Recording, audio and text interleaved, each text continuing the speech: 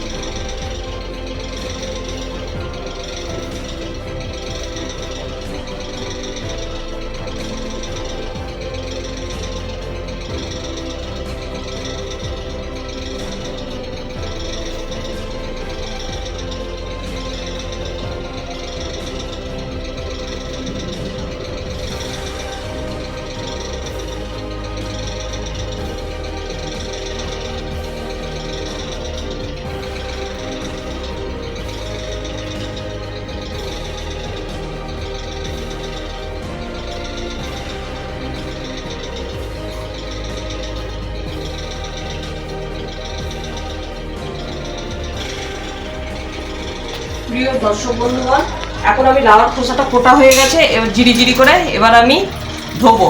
এ দেখো কত সুন্দর জিরি করে কুটেছি। এবার জল ঝরাতে দিলাম, এবার গ্যাস ওভেনটা আমি জ্বালবো। গ্যাস ওভেনটা জ্বাললাম, এবার কড়াইটা বসিয়ে দিলাম। তাই আমি যেহেতু ফুড ভ্যালুটাকে আমি রাখবো, সেহেতু আমি কড়াইয়ে এমনি অল্প করে তেল দেবো, খুব অল্প করে তেল দেবো। বাস, এবার সামান্য পরিমাণে একটু হলুদ দেবো, খুব সামান্য পরিমাণে, হাফ টিস্পুন হলুদ দিলাম। এবার লঙ্কাটা দেবো। লঙ্কাটা আমি নোড়ায় একটু চেঁচে নিচ্ছিলাম। এবার আমি লাউয়ের খোসাটা দিয়ে দেবো। তেল গরম হয়ে গেছে, খুব সামান্য পরিমাণ তেল দিয়েছি। এবার একটু নুন দেবো, সামান্য পরিমাণ। 1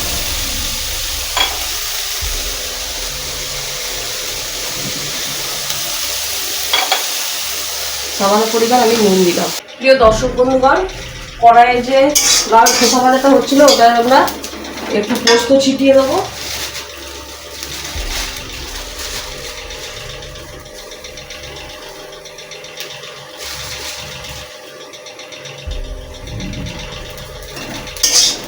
এবার একটু নাড়তে থাকবো পোস্ত ছিটিয়ে। গ্যাস কমিয়ে দিয়েছি। এবার একটু সামান্য পরিমাণে চিনি দেবো, খুব সামান্য পরিমাণ। এবার আমি গ্যাস ওভেনটা বন্ধ করে দিচ্ছি। কীরকম মুচমুচে করছে দেখ। এবার আমি গ্যাস ওভেনটা বন্ধ করে দেবো। আমার রেসিপিটা হয়ে গেছে। এবার আমি একটা বাটিতে ঢেলে রাখবো। আমার রেসিপিটা এখন কমপ্লিট হয়ে গেছে। দর্শকগণ, বিন্দুস চ্যানেল রান্নাঘরটিকে লাইক, শেয়ার এবং সাবস্ক্রাইব করে দেবেন।